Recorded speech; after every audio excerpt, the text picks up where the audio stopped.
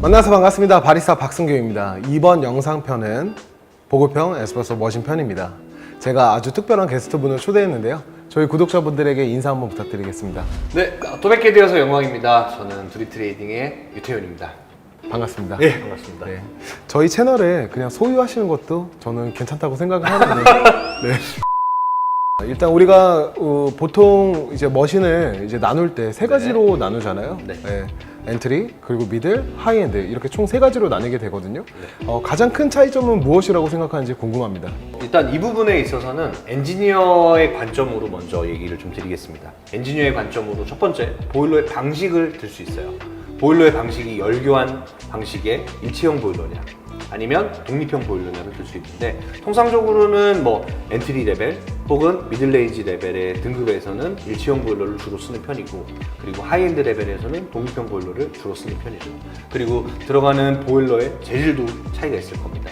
동재질을 쓰느냐 스테인리스를 쓰느냐, 그리고 마지막으로 이 보일러가 추출이 되는 데까지 있어서의 이 흐름, 이 라인을 어떻게 설계를 하고 안정적인 온도를 끌어내는가, 그리고 거기에 들어가는 부품들, 이런 것들이 다르게 설정이 된다는 거죠. 부품의 어떤 구성품이나 내부의 퀄리티, 이런 것들의 등급을 나누게 되는데, 예를 들어서 뭐 포터필터, 게이지 혹은 플로우미터, 스팀 핸들, 이런 것들에 대한 내부 부품들도 등급에 따라서 고가 혹은 저가로 나뉘어서 사용이 됩니다. 네, 이 답변에서 네. 이제 좀 짚고 넘어가야 되는 것 중에서 하나가 무엇이냐면은 많은 분들이 이제 독립형 보일러가 이제 일체형 보일러보다 이제 온도 안정성이 높다. 네네. 저는 그렇게 생각하지 않거든요. 그 부분에서 어떻게 생각하시나요? 일단 정밀하게 온도를 세팅을 해주고, 그 다음에 유지 능력에 있어서는 독립형 보일러라는 구조적인 특성상 우수하다라고 말씀드릴 수 있습니다. 하지만 어떤 깊은 고민 없이 설계가 되어 있는 머신들이거나 혹은 뭐 저가형 독립형 보일러인 경우에 저희들이 실제 이 온도를 테스트해 본 결과 온도의 유지력적인 측면에서 세팅값과 실제 온도값이 상이하거나, 혹은 독립보일러로서의 각각 보일러들을 동일한 온도로 세팅을 해놨는데도 불구하고 다른 온도를 보여준다거나, 혹은 연속 추출이라고 하는 환경에서의 온도 안정성이 매우 떨어지는 이러한 사례를 저희가 직접 체크를 해서 확인을 할 수 있었습니다. 그래서 독립보일러의 경우 그러면 어떤 것들을 고려해야 되는가를 또 다시 한번 봐야 되는데, 첫 번째는 보일러의 크기일 겁니다. 근데 보일러가 그러면 크면 무조건 좋냐 라는 부분에서도 고민을 해봐야 될 것 같고요. 두 번째는 그 보일러 용량에 적합하고 정밀하게 반응하는 센서 혹은 그룹의 히터들이 필요하고요. 그리고 내부의 추출수의 흐름 라인이 얼마나 이상적으로 설계가 되어 있는가가 온도의 유지나 추출의 안정성을 주고요. 마지막으로 사용되는 그룹 헤드의 구조와 스타일 등 많은 부분들이 그 독립보일러와 구조적인 부분이나 궁합이 잘 맞아야, 잘 설계가 되어 있어야 제대로 된 능력을 발휘할 수 있다라고 말씀드릴 수 있습니다. 맞습니다.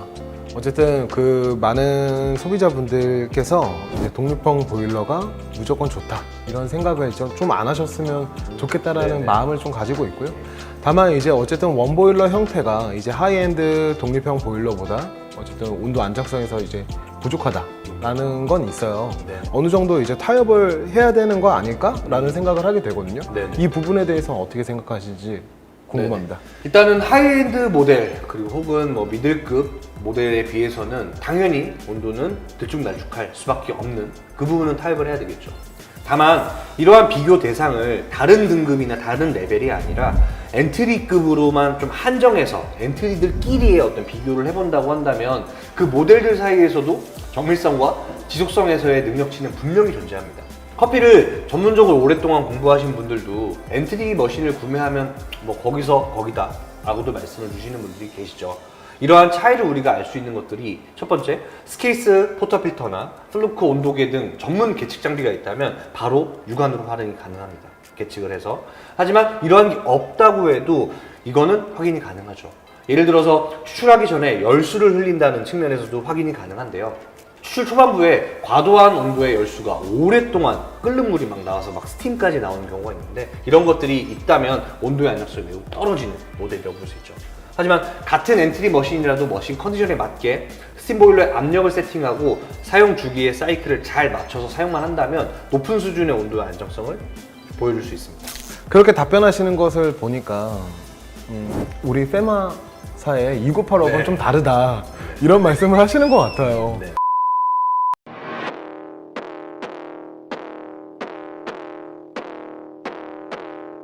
You know I gotta come back. Audio Jungle.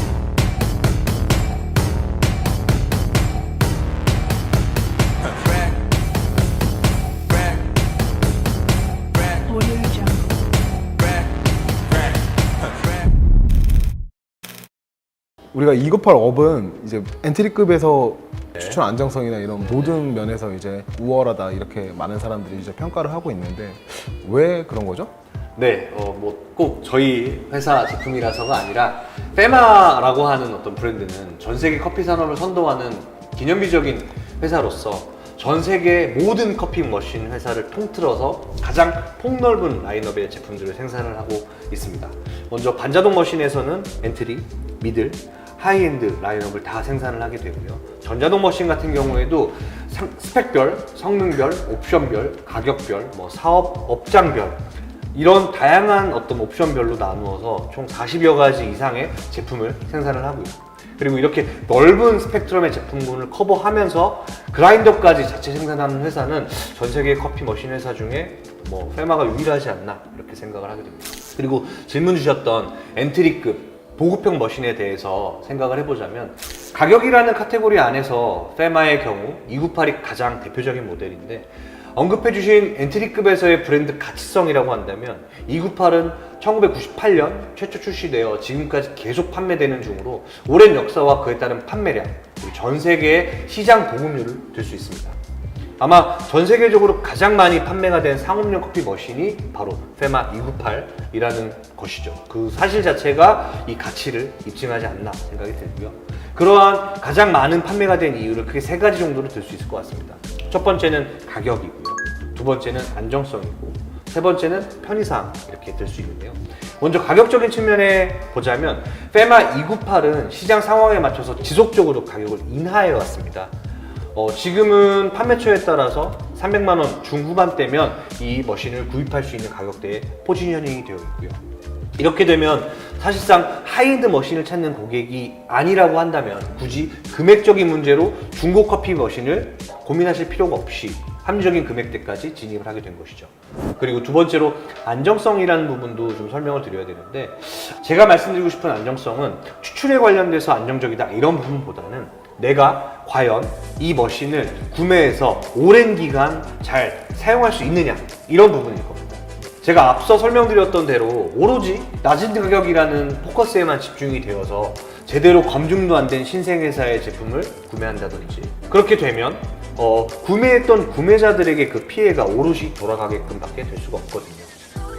그래서 머신을 믿고 구매하고 지속적으로 사용할 수 있는 이런 것들이 가장 필요한 부분이 사실이기도 합니다.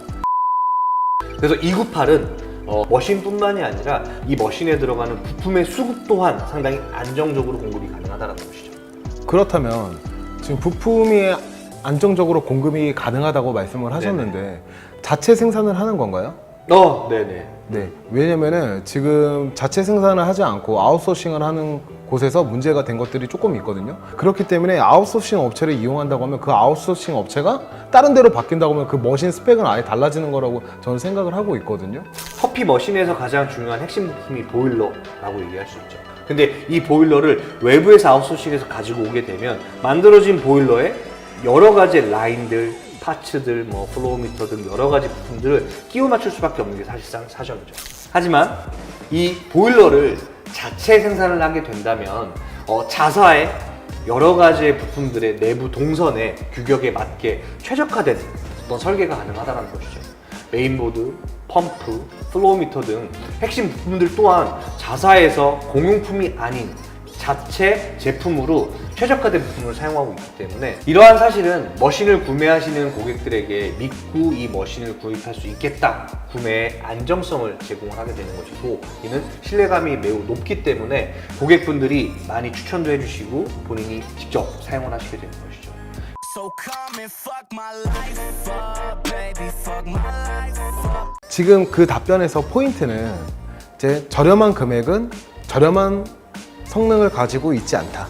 맞죠? 네네. 금액은 저렴하지만 성능은 훨씬 더 좋을 수 있다. 네. 라는 말씀이신 거고, 다만 반대로 이야기하자고 하면 고가의 금액이라고 해서 고가의 스펙을 갖고 있진 않다 라는 말로 저는 들리거든요. 실제로 비용이 비싸다고 해서 추출의 안정성이 좋다? 뭐 딱히 그러지 않는 머신들도 분명히 있어요. 왜냐면 추출되기까지 그 구조적인 부분이 사실 바리스타로서 이해가 좀 잘 안 되는 부분들이 있는 그 메커니즘을 갖고 있는 머신들이 있거든요. 네네. 그렇기 때문에 저 돈 주고 왜 저 머신을 사야 되지? 막 이런 생각을 가진 것들이 조금 있어요. 그런 머신들이. 예, 근데 어쨌든 많은 사람들이 금액이 낮으면 성능이 낮을 거야 이런 생각을 가지시니까 어쨌든 좋은 말씀 해주신 네. 것 같고요. 자, 그러면은 본격적으로 298업의 그 외관부터 한번 설명 부탁드리겠습니다. 네.